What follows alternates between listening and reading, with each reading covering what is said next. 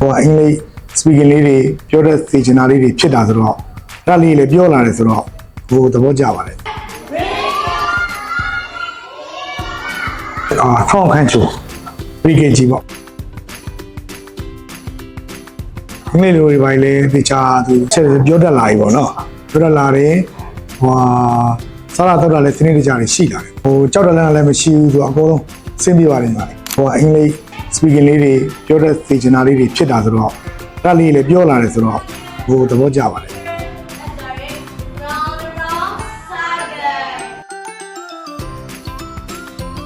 ဆိုရင်တော့မရှိပါဘူးသူကအကြောင်းတက်ချင်တယ်လေဒီအင်္ဂလိပ်လိုပြောရတဲ့ပိသားအင်္ဂလိပ်စာတွေပဲသင်ချင်တာပြောတာဆိုတဲ့အတွက်ပို့ပြီးဆင်းပြေပါတယ်သူကလည်းမပြင်းဘူးလေ